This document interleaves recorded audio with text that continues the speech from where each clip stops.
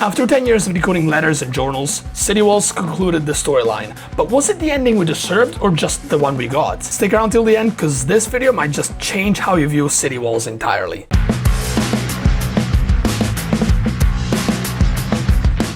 In order to look at how 21 Pilots managed to craft a fitting finale for the storyline, I think we need to figure out how a satisfying conclusion to a story is crafted. I think it can be summed up to 3 points, those being narrative resolution, thematic consistency, and closure. For a conclusion to make sense from a narrative point of view, the character arcs and the story themes that the viewer's been witnessing need to resolve in a satisfying manner. Crucial questions also need to be addressed in order for the ending to make sense. There is of course some exceptions if the storyteller would rather have some more of an open ending to the story, but story is not everything. Even if the plot lines perfectly, a finale can still fall flat emotionally, which brings us to thematic consistency. Thematic consistency is when the shown ending reinforces the themes and topics tackled by the narrative so far. In other words, a finale doesn't necessarily need to provide an answer to all questions. It just needs to feel like it belongs in the same emotional and philosophical space as the rest of the story. If a story is about freeing oneself from a dystopian society, then the ending should speak to freedom, even if the characters don't necessarily fully achieve it. If it's about faith, doubt, or identity, the conclusion should circle back to those same ideas in a way that feels intentional rather than coincidental.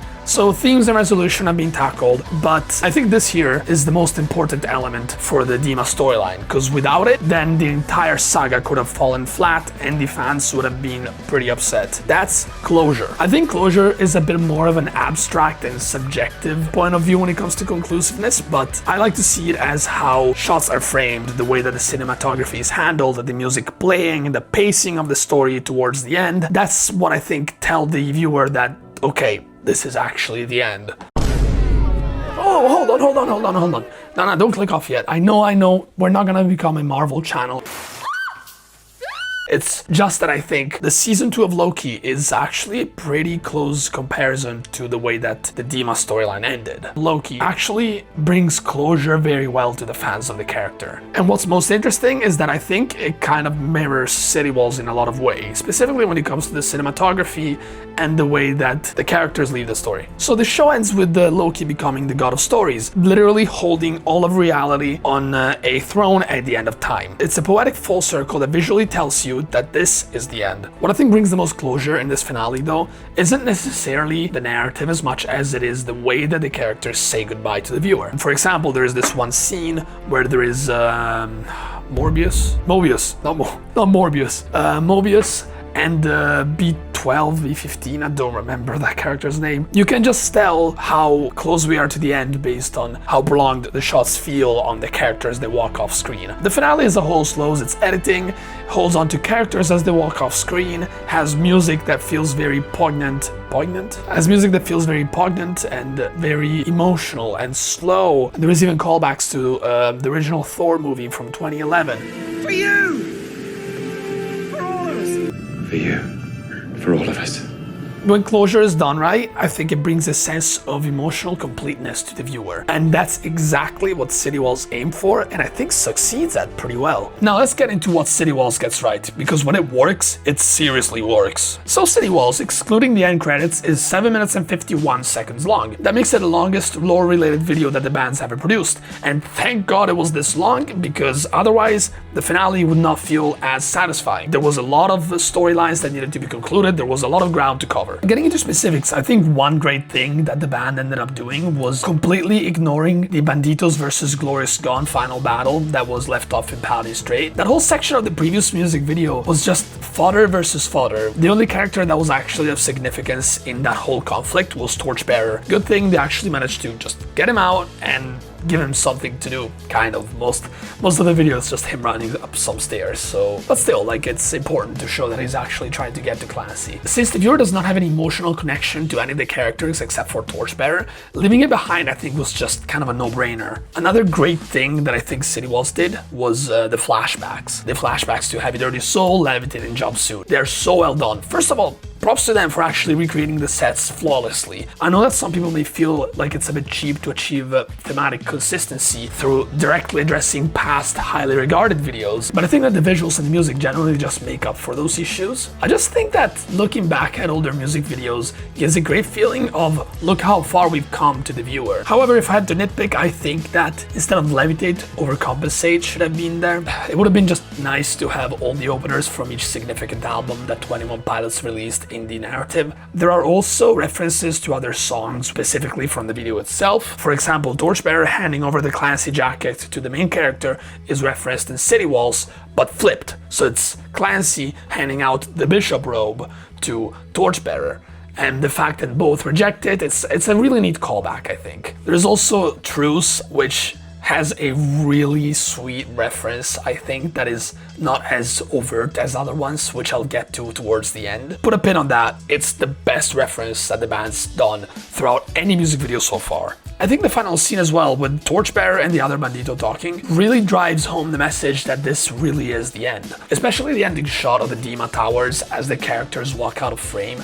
That feels so conclusive. It feels like, okay, let's take a last look at what started it all. Because after all, a lot of fans came from Blurryface, and the album cover of Blurryface is the 9 circles, right? And most people know that the 9 circles on the Blurryface album cover is actually the 9 Bishop Towers shown from above. However, as good as a finale I think it is, there's definitely some moments that made me raise my eyebrow a bit. Let's talk about the things that almost worked, but didn't quite land. First of all, the environment that the battle takes place in changes between Paladin Strait and City Walls, which is a bit odd. It makes me think that the VFX teams changed in between videos, but if you look at the end credits, that's not the case. The only thing that changed is the lighting programmer and the video editor. I doubt that the way that the video was edited or the lighting was done is what makes the environments feel so vastly different. Also, the towers themselves look very different, like the texture that's actually applied on the 3D models. It's just not the same. They feel a lot flatter in, I think, City Walls compared to Paladin Strait. However, in Paladin Strait they also look a lot smaller in some shots and a lot bigger in others. I think Paladin Strait is a bit of a mess. I thank God City Walls came in because that's fixed a lot of issues retroactively. I don't think anything was shot on location. And it's not like in Nico the Niners where like the recording place was not accessible. Either way though, I think the CGI looks a lot better than it did in Paladin Strait, so it does not take me out of it as much as it did back during the finale of Clancy. There's also general issues with continuity editing, which is the concept of matching different shots together so it looks like a scene is being filmed from different points of view at once. Which aren't super obvious, but the moment that I notice them, anytime that scene comes on, my eye just notices them right away.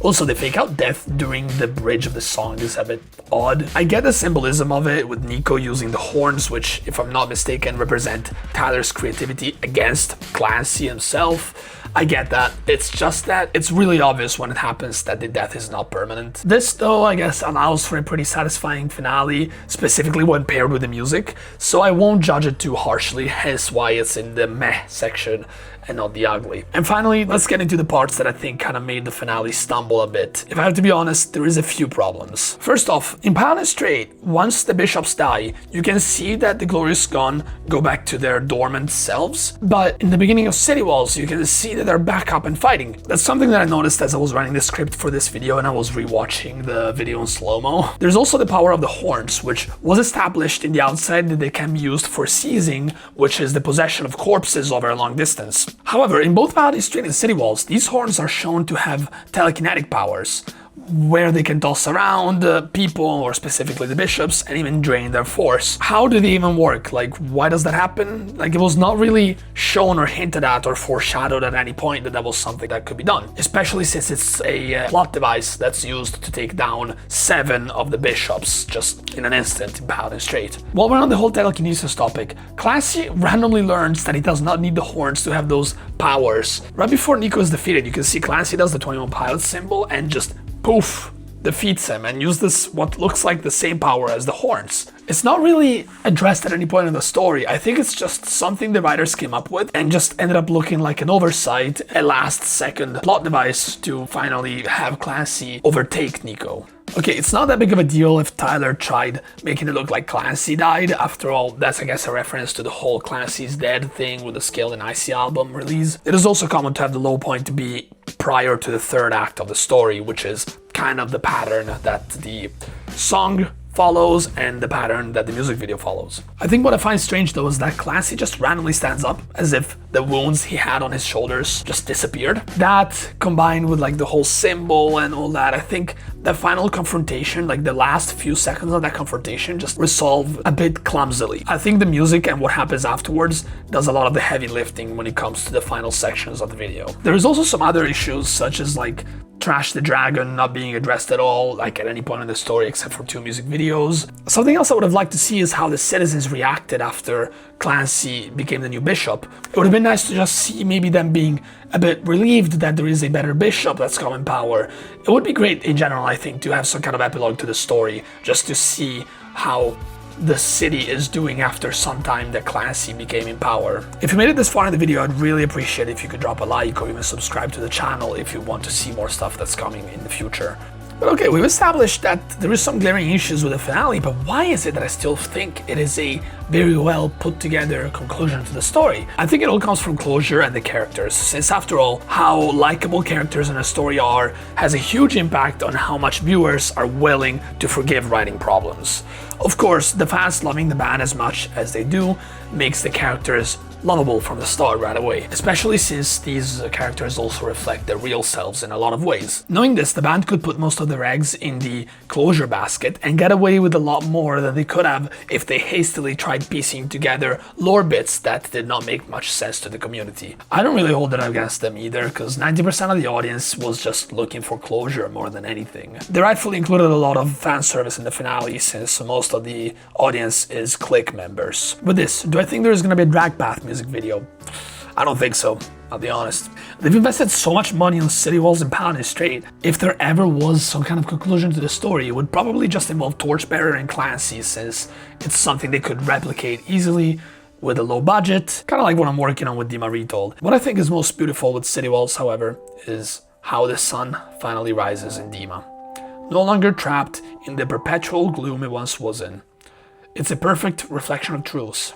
The sun will rise and we will try again. It's also what Torchbearer said towards the end of the story. Clancy did not break the cycle, not yet, but things have changed. Torchbearer and the Banditos' efforts weren't in vain. Next time, it'll be a bit easier for the rebels and the new Clancy. And maybe that's what really matters. Not that the story is over, but that for once, it feels like things will turn out okay. And if this really turns out to be how things are left off for good, well, maybe that's okay too.